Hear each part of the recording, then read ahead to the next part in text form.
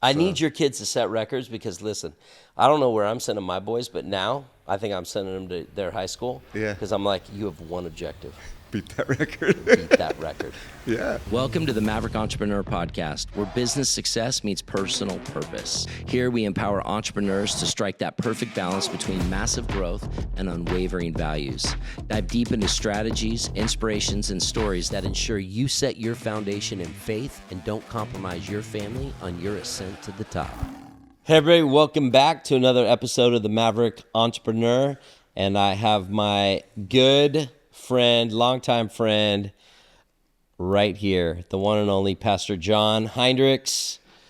Welcome to the show, buddy. Good to be here, man. Hey. Excited. This is cool. Bro, it's so great to have you. It's so meant to be. I'm pumped. I've known you before you were a pastor. You did. Well Yep. before. Well before.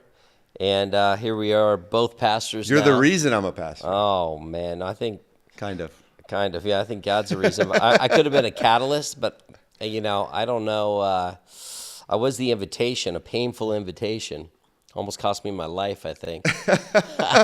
But well worth it. But, yeah, we got to talk about that. I actually want to have you on this podcast because maybe a lot of people don't know our story. Some do. But, you know, I'm hoping this thing, I'm prophesying Joe Rogan style, blows up. Yeah. I don't have 3.5 hours dedicated to a podcast. I'm like mini bites, Yeah. I'm like That's a long conversation. Dear Lord. I mean, you do learn a lot about people though. But speaking of that, I need to look. If I got you on the show, I got to look a little bit more yoked. I should have. You look good. Wore some implants or something, But so I love the fact that we have so much history. I wanted to have you on here because we have a big week this week coming up. Yeah. What's the news? What's happening? What's the news? We're crossing over, dude. We're crossing over. Can you believe it, though? No. 50 years old. 50, bro. Like, I've known you since what? I was 30? Yeah, about that. A little, maybe, yeah. I was right around that. There, yeah. I met you because I knew you before I met Kayla. Yep. My bride. Yep. And so, shoot. That's why prayer started at your house, because you had no one living with you. That's right, dude. 20 years ago. But, yeah, so we've been on a 20-year journey. Mm-hmm. We're crossing over to 50. It's pretty crazy to think about. Yeah. And so I just thought, let's drop some wisdom on some people of some stuff we've learned. Basically, we all got our own versions, but I met Jon through a buddy of ours who's a chiropractor. You grew up with him. Mm-hmm. You were under his care at the time, and we had met at, was it his brother or his bachelor party? It was a party. I don't know if it was a bachelor party, but we definitely met at a party. I feel like we met a couple of times at a party. Yeah. And we kind of hit it off and talked, but we didn't really, that was kind of it. And then we see each other at the next party. But I thought there was something. I think we were in Vegas and they were all going to a strip club and I refused to go. Oh yeah, we definitely did that. Yeah, and he was making fun of me. He goes, "You got to go hang out with my friend Jon."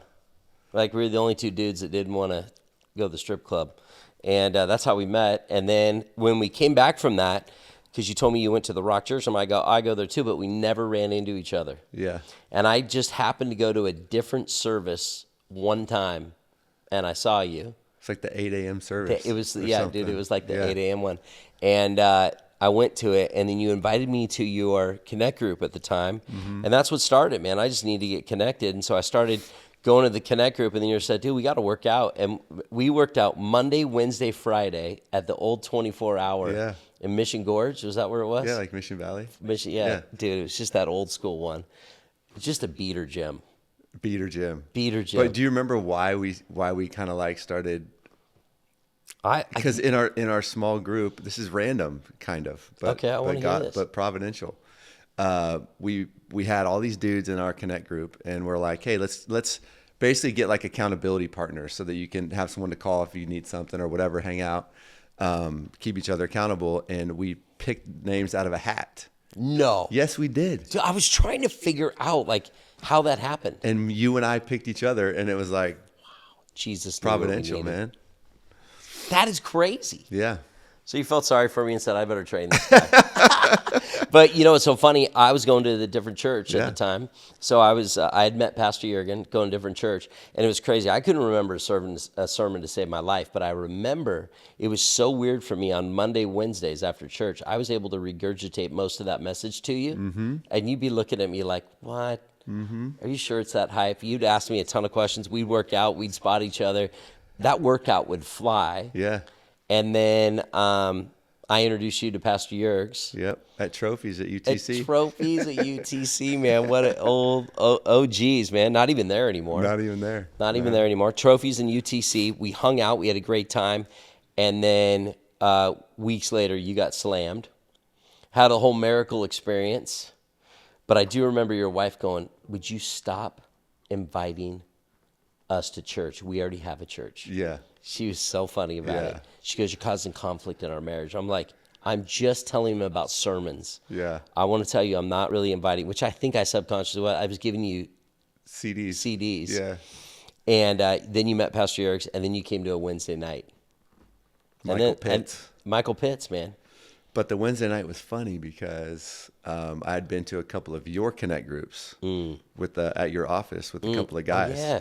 And I'm like, babe, I don't know anybody at Some of the this. Chargers. Yeah, I don't know anybody at this church. And then we literally walk into a Wednesday night in Del Mar at one of the hotels up there. I think it was at the Marriott. The Marriott or the one next to it or something. The one next to it, yeah. And we just so happened to see literally everybody in your Connect group I saw. And so everyone's saying hi to me, and my wife's like, I thought you didn't know anybody here and all this stuff. It was hilarious. That was funny. Nate Truax, all the OGs. Yep, Nate Truax. Bro, they were all saying hi to you, pumped, and then you came to it. And I think the death ringer was when Pastor Leanne came up to your wife and said, I think you guys are hanging out with us. Her face was like, what? Who are you? Who are you? You know? And then the rest is history, man. The rest is history. The rest is history. We've seen a couple radical things. I remember early on, we were just two dudes going to church. I wasn't even married at the time. I was trying to find my way, and you guys were trying to help me, which I'm sure was painful. Which I look at the journey all the time. It was like you guys just spiritually were always like ahead of the curve. I was just trying to work my stuff out, man. I was just like, dear Lord. And anyways, I finally meet Michaela. She comes to church, gets saved, and then we start doing life together. But remember, Pastor Jurgen used to call us, and we'd go ghost busting. Yes. We'd go be praying for people, and it was just, I look back at it going, we were crazy. Yeah, we had no idea what we were doing, but we were just at least giving it a go. You know what I mean?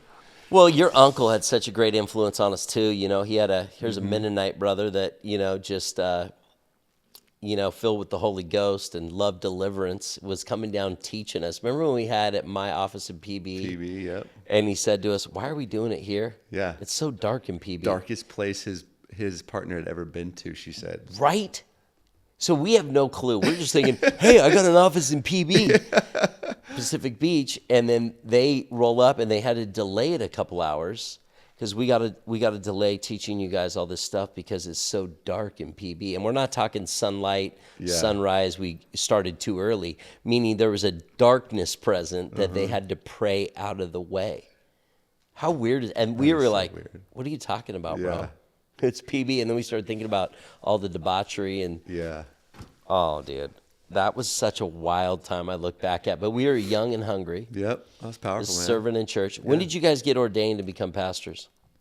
I was in 2000. It was 2011. 2011. Mm-hmm. Okay, we're came on staff 2010 and then ordained 2011. Okay, yeah, we got ordained in 17. So we were 6 years behind you. Mm-hmm. It's kind of like par for the course. I feel like I'm 6 years behind you. But I am behind you on everything. I mean, I'm younger. Yeah, you're way younger than me. I'm 2 days younger than you and 6 years spiritual maturity. But, it's so funny. What would you say, what was that journey like for you? Because I know my perspective. You were, when you started coming back then, you were young. Your history is you went to UCLA, still got a couple records. What's the record you have at UCLA? Probably the most significant one is doubles. Doubles? Do you have a bad record there? No, I just have like some other ones that are like runs scored or at bats, stuff like that. Yeah. But doubles in baseball. Yeah. Played for the Florida Marlins, busted up your knee, got out of the plans, man. I just preach the gospel, walk in power, lay hands, and the sick shall be healed. Yeah. I mean, I love your testimony, man. I love just when you're preaching, man. They call you the hammer for a reason because you bring the hammer. We started a prayer meeting. We pretty much learned how to pray. Yeah. But what's the journey like been for you? Now you have kids. You're a full-blown family, kids in high school. Yeah. Married how many years? 21. 21. I know. Jeez. It's wild. Dude. It is wild, man. Right. Now, do you feel 50? Not really. No. But like when I don't we know were how you're younger, supposed to what feel. I know, but what do we used to think of 50-year-olds? Yeah, you're like, that's so old. And I'm Dude, never it's- going to be 50. But now I'm 50. Now Isn't that a kids, trippy now my thing? kids are my size, in high school. Your my boys are boys. big, dude. And so How do you keep it's them fun. humble? Because they're good-looking, two big They're dudes good playing looking- football. They're good-looking kids, man. They could set a record. I heard one of them is about to possibly break a Just record. about to break a record this week, tomorrow night. Yeah. I need your kids to set records because, listen, I don't know where I'm sending my boys, but now I think I'm sending them to their high school. Yeah. Because I'm like, you have one objective: Beat that record. beat that record. Yeah. It's like Let's I go. train. Like we're gonna Heinrichs go set that record. Yeah. I have Maybe, no doubt are my Hubbard's kids going to 6 break years it. behind you? That'd be so weird. I've never added their ages up. 17, 16, and 12 are mine. Well, our daughters Well, are Mike the is same. same. Yeah, but my boys behind your boys, how old? 16. 17 and 16, yeah. Dude, my boy's 10. There you go. Oh, 6 years. There's some. I'm gonna go Somehow look up the 6 number years. 6, bro. So yeah, that I want to give my boys something to chase. So I hope he gets that record because I'm gonna be like You have that one Heinrichs objective. last name, Yeah. most catches, bro. I know you thought you were a quarterback. You're now a receiver, Just to break the record. just to break a record. No, but what's the journey been like? It's been really cool. I mean, like you said, you invited me into this world I'd never even thought about. Like this, I was a Christian since I was 6, but then you invited me to a church that with the Holy Spirit and power. And I was in commercial real estate at the time and living my best life. My wife was a probation officer, and then you introduced me to Pastor Jurgen. And it was literally, I don't know if you remember this, but after that conversation, after that lunch, you said, "Hey, my pastor said you have a call of God on your life." And I was like, I don't even know what that means. I do remember that. And you were like, yeah, he hasn't really said that about any of my other friends that I've invited him to, because you're one of the best evangelists on the planet. So you've invited a lot of people to church by Tried that it, man. time. Be the invitation. And so, anyways, I didn't even know what that meant, but all I know it was a seed, and it started to grow in my spirit. And before you knew it, I was like, oh my gosh, I think ministry might be my future. And then I got all these prophetic words. It was just like wild, man. I never even heard anybody prophesy before. Bro, you were the prophetic attractor like I've never seen. I was like, does he have a magnet on him? It was like every guest pastor that came through was dropping a bomb on you. Yeah. I finally go, hey, I'm here too. Well, you had already got all your prophecies Oh, before I got please, there. bro. My prophecy is like, you're still alive. Yeah. So yeah, man. And then me and my wife were like, "Wow, this could be a thing." And we started having kids, and it was almost like I didn't know that was a dream for me, but God knew, and now I'm living a dream I never knew I had. But Isn't that God crazy always to had. think about? Yeah, Dude, it ain't easy. Sometimes this dream, you're like, whoa, Lord, what did I sign up for? yeah, exactly. You Like, know, it's like, I could have what? gone a way easier route. Lord. oh gosh. I was thinking to myself the other day, I was in this middle of this pastoral meeting, and just this thought flash. I could just be adjusting people, Yeah, not putting up with this. yeah, We're tired. And then all of a sudden I was like, oh, no purpose. It's like Yeah. you snap out of it real quick, but Yeah. you're like, oh my. It is like, I pray for pastors now all the time more because nobody knows, man. It's just like, there's no like 9 to 5 when you're a pastor. no. And It's there's no week off. Church happens twice a week, every week. You Dude, know what I there's mean? no- It's like, Dude, you know what's so funny too? I used to look back in the day and go, football, dude. I don't miss Sundays. Football. Now, it's football season. You know what I mean? Yeah. As far NFL wise, right. I'm now into college ball. same. I think I was forced into college ball just because now Sundays we church build the kingdom. Yeah. But now I realize I like college ball better. Way better. Same. Dude, it's insane. Yeah, I'll watch any team. You know what I was just having this revelation on? Is like when they kick a point, it's 2 points. What do you mean? Oh, no. No, it wasn't 2 points. Where was I? If they go for 2? No, it No, was not something college else. ball. I was just at an NBA game. Oh. It was actually, I went to the new NBA. I was just thinking to myself, where was I tripped out with the sport? And I went to the new Clippers Stadium here in San Diego. You know we have one? No, I did not even Yeah, know Clippers. They're trying to test our market. Clippers have a brand new stadium called Front Rave right up here in Oceanside. It was awesome, but every time they shoot a free throw, it's 2 points. that. What? I was like, how was I tripping out? I didn't have time to go research it. You know anything about No, it? never heard of Anyways, that makes more sense. But I was thinking college, yeah. but it's B League, NBA. It's now when you get fouled and you go up to the foul line, you just take a shot. And if you make it, 2 points. Is it affiliated with the NBA? Oh no, it is the NBA junior team. Oh, weird. Yeah, this is their like scout team. You know how the in baseball they have the other leagues? I mean, I don't know why. Do they have different rules at different leagues? No, Not that I know same. of, yeah. This was the San Diego Clippers. Maybe they're piloting the new. I don't know what they're doing. Clippers were here when I was little. When I was a tripped kid. out. Yeah. I was tripped out. But anyway, so the journey. Yeah. So that's what you guys have been on. What do you think now that you're 50? If you could give, what are like 3 nuggets if you could drop on somebody that you think over the first 50 years? Yeah. Maybe one that if you had to give some wisdom to your kids, one thing you would have known at their age. Would you change anything? Do you like how things have worked out if you could go back? And then we'll talk about post 50, what the plans are. Yeah. Drop some wisdom. You like where you're at? Yeah. I love where I'm at. You know, like I think I've definitely been blessed. I think one of the things I would tell, especially like entrepreneurs, is when I was growing up, because I didn't come from money, you know, we had plenty, but I wasn't like, you know, my parents worked jobs, you know, their whole life that worked for like 30 years, whatever. And it was great, but no one ever like taught me how to make money really. And so when I started making money, so I started making money very quickly after I got done playing baseball, got into real estate. Everything I did seemed to be working, and, you know, I had a really good boss. But where the downfall was and where I got into trouble is I thought every deal I saw was like the last deal I'll see. And so what I tell young entrepreneurs now is like, there's always going to be a deal. Don't rush to make decisions on every deal that you see, because it might not be your deal. You know what I mean? And so I had a plan to buy like 2 pieces of property a year for, 10 years and then refinance, do all this stuff. And I had this whole 10-year plan planned out. Instead, I bought 10 in 1 year, got way over leveraged, and then the market crashed in 2007 to 10, and I lost everything. So what I would say is it's a marathon. Life's a marathon. And if you just grow consistently over time, you're going to be loving yourself when you're 50. You know what's crazy? Because I remember I was supposed to be involved in a couple deals back then, and because Gottlieb was bringing me some deals, and I was like, dude, I got to be a part of it. No joke. First time the Holy Spirit, I got to watch supernatural. You know, growing up in church the same way you did, I never saw anything powerful. Yeah. I had someone at our church walk up to me and says, there's something on the table in front of you that you really want to do, but it's for the wrong reasons, and you need to let the deal go. This is a pivotal decision for you. Never forget it. I was like, okay. The next morning, I was in my head justifying, they don't know what that is. It could be anything, blah, blah, blah. I knew what it was.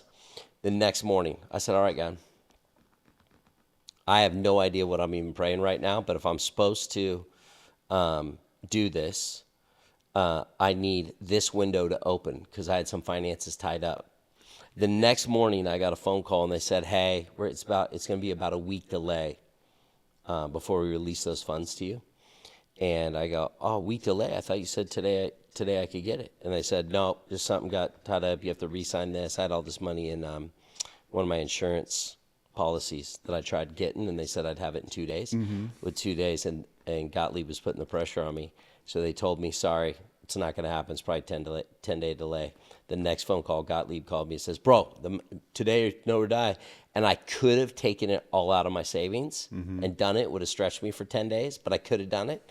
And I go, this is the one I got to pass. Because I was just like, that was like a 3-home deal. Wow.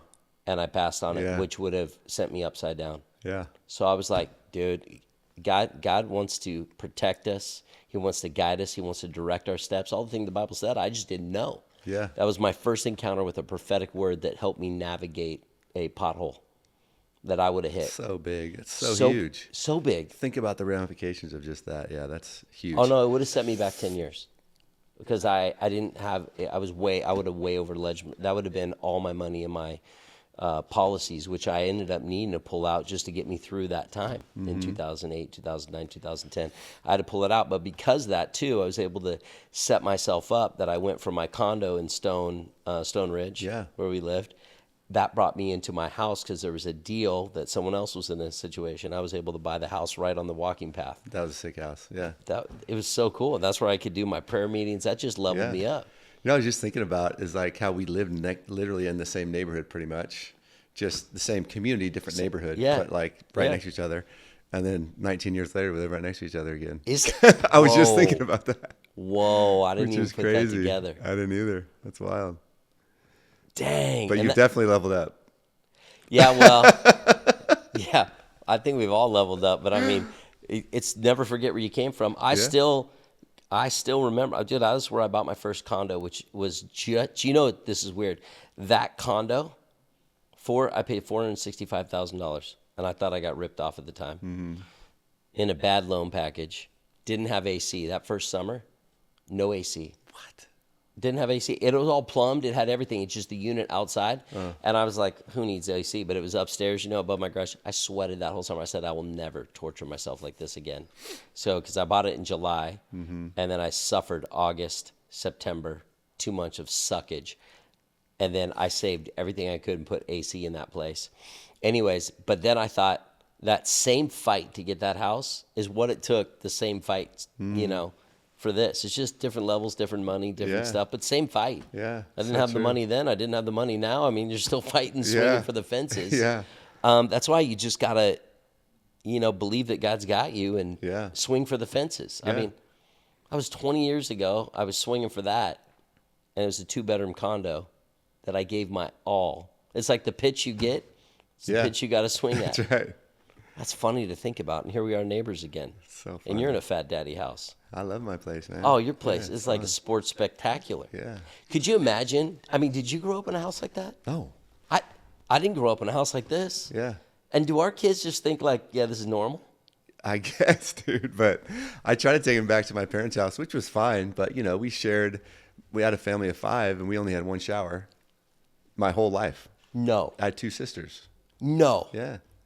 And it was fine. I mean, it was a cool little house, but I never thought I didn't even care. I saw your boy one day. I'm like, you know that backyard not every kid has. And he goes, well, it's cool. I'm like, look at your gym, bro. You got a barn with a full gym in it. Yeah, it's cool. It's cool. I'm thinking to myself, oh, you have no clue. You know. I know. It's funny. It's just funny. We're creating this life for our kids. But here's what I've learned. Your kids subconsciously are seeing what they're, you know, it's like I always say, let your ceiling be your next floor. Yeah. Just think about the floor that they are standing on. Right. We didn't stand on this similar of a floor. Yeah, their faith levels their expectations should be a lot higher than ours was, right? Right? Yeah. Because we just had to go create it. You know, another thing I would say that you just reminded me of. 50 years of wisdom right here. Drop it. Is so after we lost everything, and then we ended up, you remember the house that we had in East County with the slide and the pool? It's like a pretty cool house. Great house. But getting that was a total miracle. Yeah, and so I remember. That's when you wrote the letter. Yeah, we wrote the letter and cursed the contract and, you know, all of that stuff. But I took my boys in there and, we prophesied over that house before it was ours. And then we brought them along the journey. So we never went to doubt or fear or anything, but we would talk to them about it and we'd pray about that house, even when it was under contract or somebody else. And so when we got in there, we ended up getting the house. We made sure they knew that was a God miracle. Yeah. And so exposing your kids to the miracles that God does for us and making sure he gets the credit for it, because we want them to believe God for things when they get older, you know? And so we've let them be a part of and tried to involve them in the miracles that we've seen. And when we see miracles at church, we say, did you see what God did? God healed that person important. Or whatever, you know? Yeah. And so anyways, they're not, they've grown up seeing miracles from God, which we didn't ever see. No. No, Or but maybe we did and we just didn't give him credit. You know what I mean? No, well, I mean, there's been times where I look back and I go, "Oh, God's hand was on that. God's Yeah. hand was on that." But I've never, like, these sort of God stories. I would have never known. You know, I think about me growing up, and it was so different than where our kids is. I hated going to church. I went out of respect. My family would be like, "Hey, we're going to church." I'd be like, "Oh gosh." Yeah. My kids, if I don't take them to church, they're so ticked. Yeah. Like I'm the worst parent ever. What do you mean I can't go on a Wednesday night? Listen, you've been out every night at Twisted. You've been at this. Like you're not going out tonight.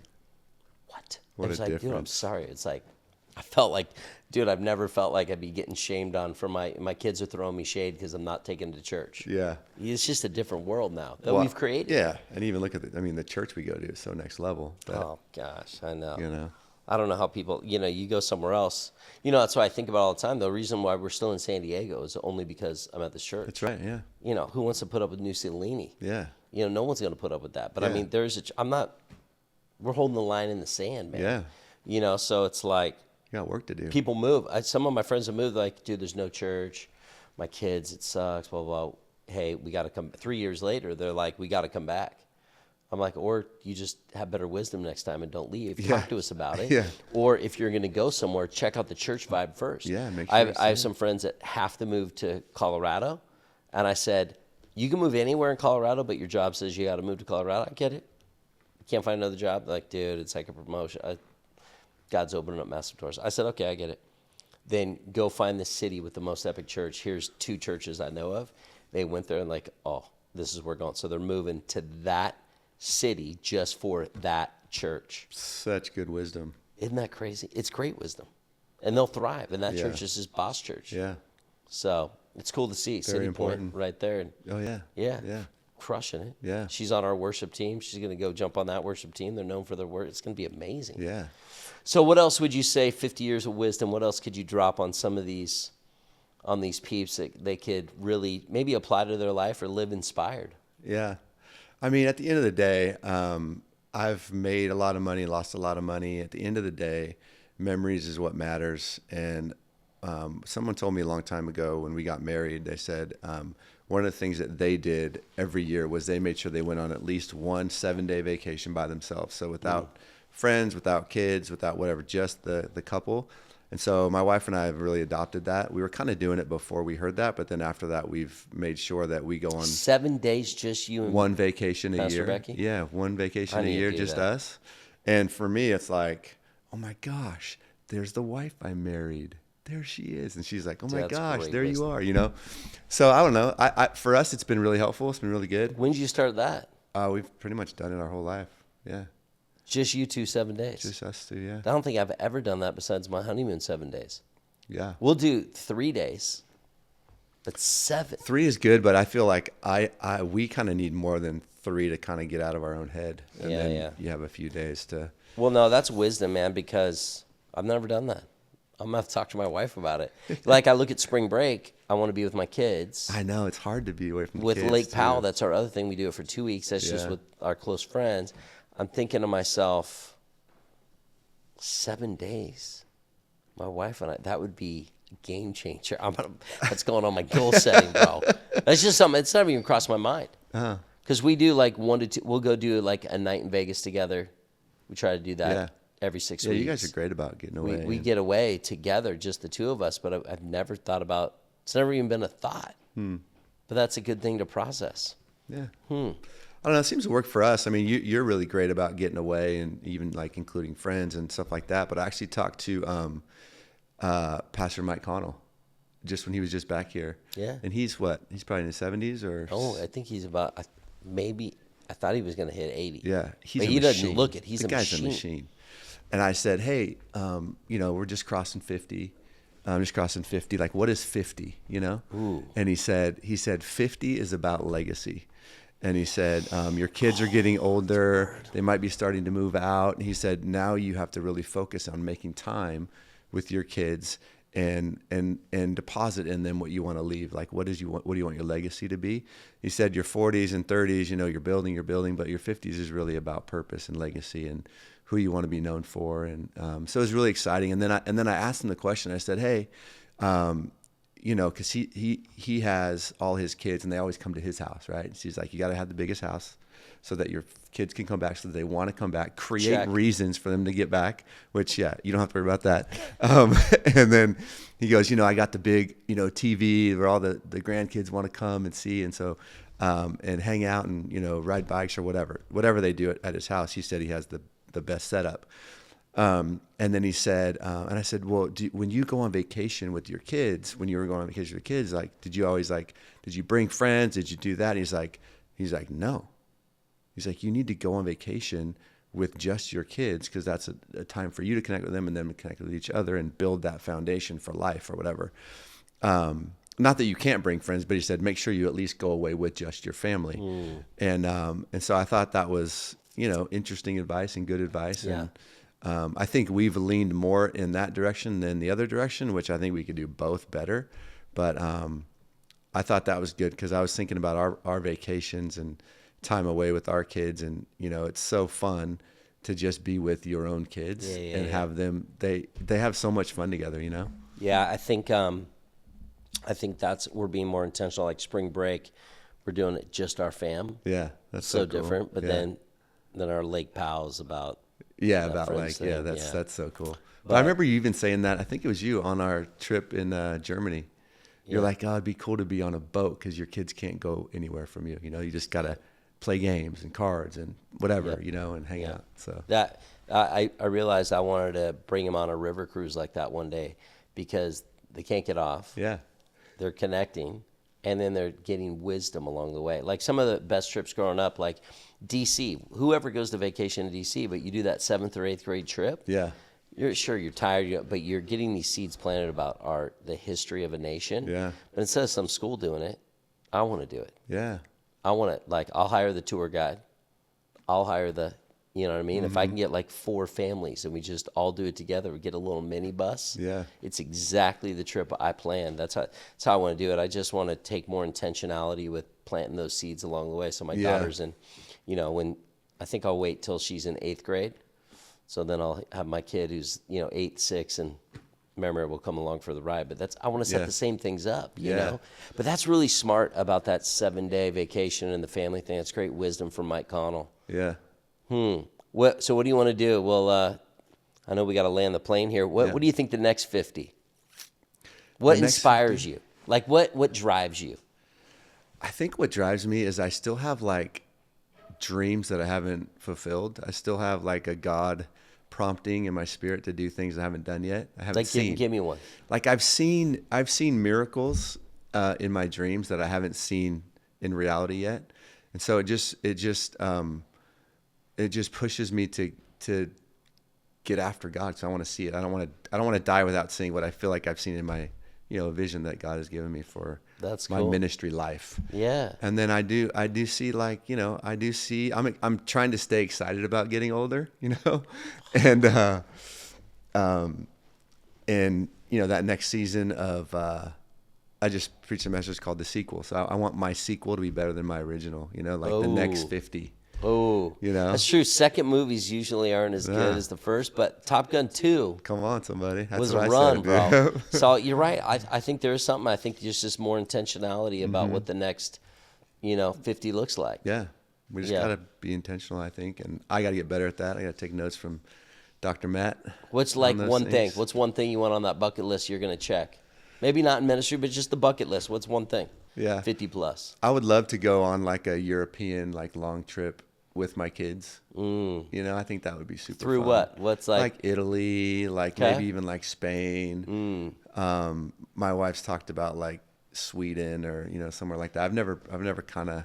We've been to Italy and Greece on like a cruise where it's just like pop in, pop out. But to spend time over there, and I've never really spent time in Italy and those places, and I just keep hearing about how cool it is. So I think that would be fun, but with my kids, Yeah, I just heard this quote. Is people get so fixated on planning something, and then their plane got derailed, and they ended up in Holland. So they just said, oh, well, plans to Italy got screwed. Let's just stay in Holland. For whatever reason, they couldn't get to Italy, but their whole plan was to get to Italy. But then they stayed in Holland with their family, and they said it was the most radical thing, and they just realized that was God really showing them, don't get so caught up in where you end up. Enjoy where you're at. Yeah. They love Holland. They have this affinity with Holland now. And I go, wow. I needed to hear that. And it was crazy how I even found out about this and I think this is good for you and I. This guy, we were at Lake Powell, and this guy comes over on a sup board, stand-up paddleboard, ripped. I mean, he looked like Thor. I was like, dude, who is this guy rolling up on our boat like this? And all the ladies are at the end of the boat. Hi. He's like, oh, I just came from over there. We look way over. His boat is like, no one paddles that far. This guy was showing off. Anyways, he was so nice, so cool. He's just telling us about a sandbar and all the boats keep hitting it. So we went out there. We literally, because of him, we rescued probably 4 boats from ruining their day. And we were hearing nightmares. Anyways, I tell you this story because every morning I'd watch him. He was with his boys and his kids and dancing. Well, we threw a fireworks show that night. He came over the next morning going, dude, that's the best fireworks show I've ever seen out here. How long are you out here for, man? He goes, I think we're spending 3 weeks out here. Just him and his family 3 weeks by themselves. And I was like, dude, that's so cool. But he was so larger than life. Yeah. Okay, no joke. So that was in August. End of August. And why it's so pivotal, all of a sudden I see this picture of a guy that I recognized. It was him. It was all over the news. He fell on his birthday, 200 feet in Mount Zion and died. What? Yeah. Dude, it's rattled me. Like, I follow his life now. He was bigger than life, dude, but he was the most vivacious, guy just living life, and his whole thing was dedicated to his family. So his wife had a blog about their trip to Holland, and he said that defined him, and so now everything was about family and legacy and what he could instill, and so that whole trip out to Lake Powell was just about instilling this legacy in his kids. And he was in his 40s, I think 45, and pretty much was with his 3 best friends hiking on his birthday. Gosh. And freaking fell 200 feet and died. Brutal. So I only say that because, dude, we never know what our day is. Yeah. So if you got legacy, the more intentional we can be about it, man, and the more impactful. I don't want to be that dude that, isn't intentional around what our kids' future is going to look like. And so I really appreciate you saying that. And so grateful to hear that you're still dreaming, man. We can still have dreams post 50. Yeah, I guess so. Still my uncle's over there making fun of me. He's like, dude, what's this haircut about? And I was like, bro, when you hit 50, you just start doing stuff. Bro, I just bleached my head when I was a few years ago. I called it a midlife advance, not a crisis. That's right. Midlife advance. Oh, dude, that's funny. Well, you're 2 days ahead of me, so it just means I'm always chasing you. Yeah. And I'm glad that we've got to, grow over the years. I've seen such growth. It's so cool to see your kids, man. So cool to see you and your wife just thriving and see ministry and your campus and everything just, popping off like it has, man. And I know the best days are in front of us. Yeah. I still got plenty of energy. I don't watch you going, John looks tired. Yeah. I still look at you just as pumped as ever. Yeah. I still download your podcast when you're preaching. I still love hearing you preach. You still got that fire in your bones. And, you look at Reinhard Bonnke. Dude, still preaching the house down.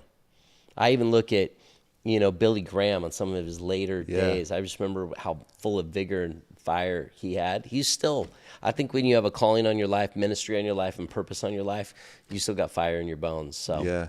It's good to see it, my friend. I look forward to the next 50 with you, man. It's gonna Come be on, fun. dude. Now I'm gonna be intentional. We're gonna have to do a recap. I know. We should just do it.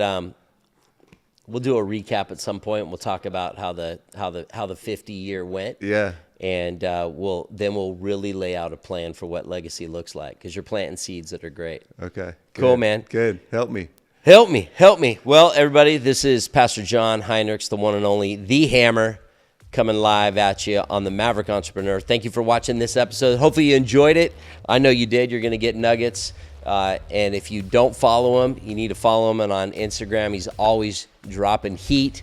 You also can go to the Awaken app, download the podcast, and listen to his sermons. I promise you will be moved, touched, and inspired, because he's still living the same way as long as I've known him. Fresh, real, and powerful. I think we live that by now. We just don't say it. We live it. Yeah. So check out the website. Check out the app. And we'll see you on the next episode. Ciao. Take care.